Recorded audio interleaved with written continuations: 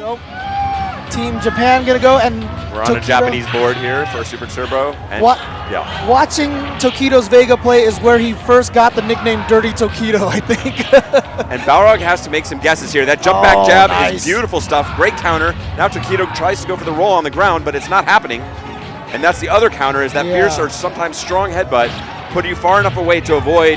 And this is most of Tokido's game, but it's so difficult to avoid this. Oh, he's catching him wrong just at the last minute. He's switching sides, causing Balrog's headbutt to go the wrong way.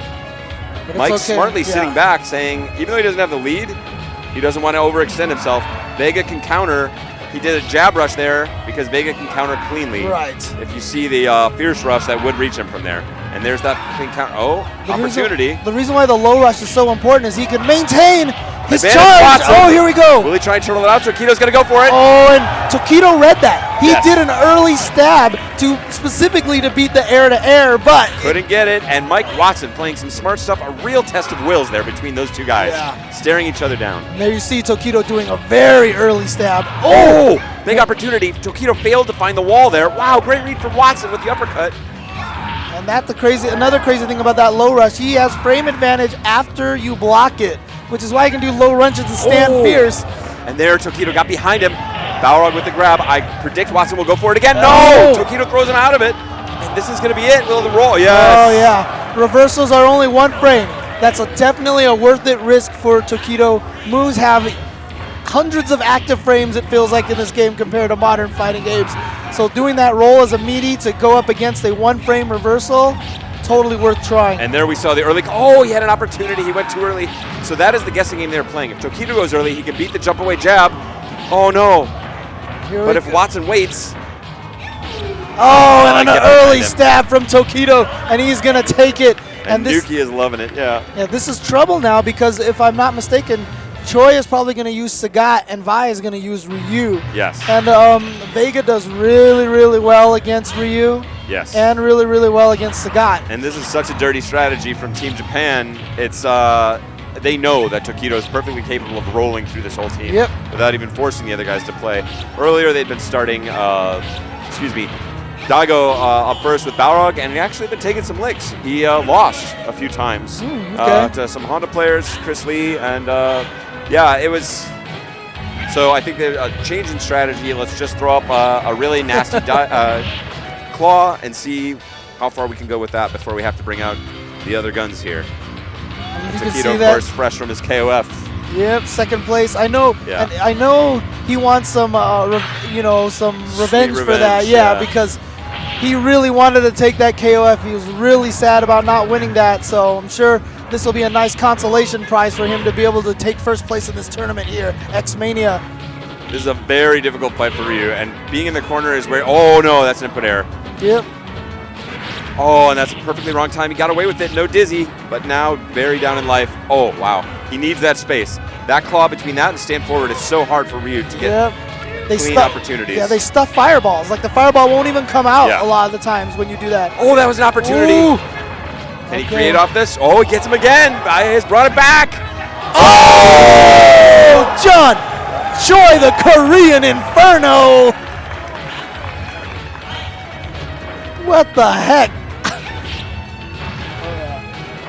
And yeah, sorry guys, that is John Choy up there, not Alex Valle. So apologies about that. Oh, is it Vi? Yes, it is Vi. Oh, it is Vi. What the heck? They switched it around? Oh my god, I would have totally expected Choy to use Ryu. I'm sorry, my bad. Here's the opportunity, and Vi finds it again with the throw. Very, very smart play. Oh, great neutral jump, controlling that horizontal column. Oh, nice. Empty jump, yeah. And that is a huge upset. That is a very difficult match. Vi, of course, not practicing this game perhaps as much as some. And by definitely loving that. That is a great, great game to him. And he knows he sort of got away with it. He's like, I still got it. Yeah, apologies about that, because usually when I see Vi and Choy play against each other, Vi usually goes Ryu and Choy goes Old Sagat. Isn't that usually the case? Or? It is, yeah. I believe Choy will still be playing Old Sagat. Okay. Yeah. Wow, opening with some jabs, and here comes Daigo Umehara with the boxer, just keeping it simple, and he's shown some new stand fierce technology, trying to bait things out, and now he knows he has enough chip damage to end it. Now, Vi plays against Afro Legends a lot, so he definitely has a lot of practice against Balrog, but even Vi I've seen has trouble against Afro Legends. It's not a great fight for Ryu. Yeah, I enjoy this fight as a boxer player. It's an interesting fight. Ryu definitely can win, but it's advantage Balrog, I think. Oh, and he's in that horrible spot where he's just out of range, but manages to pull it back with a smart uppercut. Ooh. Tried to get to the other side. Daigo denies it with standing strong. Oh, empty jump fireball. He has a chance. Now, no, yes, he had to respect it there for fear of super from Daigo. Yeah, now at any range, Daigo can do that kick rush into super. Oh, he just goes for the roundhouse rush. Steals it back from Bae, and that was, he was a victim of his own. He was too smart to throw the fireball because, of course, Umehara could throw it and then just doesn't throw anything, and Umehara gets a random sweep from great distance. Wow, that is tough. So Choy is probably going to go with old Sagat. Choy plugging in. Speaking of outmoded technology, Choy definitely has a stick to match the age of this game. That stick is actually the actual joystick that Glenn Cravens used on the cover of his EVO Moment 37 book. He actually borrowed John's stick just to take that picture. The last remaining example in North America of a Moss stick. And it's got the much heavier springs, the sort of baseball bat ball top, and different buttons as well that can soak up a little more impact. It's going to be old Sagat, as predicted, one of the cheapest characters in the game, but of course Balrog, no slouch himself. This is an interesting fight because it's really about Balrog trying to build some meter. He's willing to block some of those tiger shots and headbutt just to build meter, because as soon as he gets meter, the match changes entirely once he gets to that super. John Choy with some very smart preemptive strongs there to try and counter those rushes before they get into position to have the hit frames active. He's got to be careful. You can do jab, headbutt, hold back, and land with a super as soon as you land. Choy, though, faking and staggering his tiger shot timing, making it very hard. Oh, great read from Daigo, and now can Choy pull it back? No, Daigo just goes straight in for the grab. Will he get him again? No, he may have gone for it. Choy is out of range. Oh, Choy misses the uppercut. Oh, and then a point-blank tiger shot. Great, and now the stuff. Korean Inferno takes a round. High wire act there. Oh, wow. He went for the opening fireball, countered by the opening low rush. Oh. Clutch uppercut. Wants to get a little space out of that corner. Oh, no blocks against a lot of Daigo's jumps so far for John Choy. And John very smart. Wow, great charge time and great reversal from Daigo.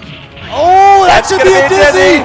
Choy, can he clear it out? Yes. Yes, John Choy takes it from Daigo again. And it's now going to be a very tough draw for Team Japan. Nuki not happy about this. He is going to be playing Chun-Li up against old Sagat, that floaty jump, his worst enemy in this match, as well as, of course, those super fast tiger shots. This is a tough fight for Chun. However, these guys, the Japanese players, they've made an art out of Chun-Li fighting against old Sagat. Chun-Li also widely considered to be one of the best characters in the game. Not, I think, originally regarded that way by U.S. contingent necessarily. Yes. Notably strong, but not maybe the best. Now, I think... oh, wow. Ooh. He went for the opening jump in. That is so risky, but it gets paid off. And that's going to be in Choi's head. Will we see the overhead? No, he's out of range now, and he's just going to battle it back. Choy, of course, not building any super here. Just has to win the hard way. Oh, baits it out! Oh, and baits with an uppercut. Oh! Very smart. The last thing that Choy was expecting was a spinning bird kick. Not a commonly used wake-up move like that in that situation. Does have some invulnerable frames and can pass over those low tiger shots, making it does have very specific applications like we just saw. Oh, here we go. On the risk of dizzy here. But don't forget, Choy also defeated Nuki in Super Turbo, I believe, the year that he won the two Street Fighter games so this at is EVO. A run back, yes. Very good point. Oh, pulls it out, but not in time. Choy did not stick anything out.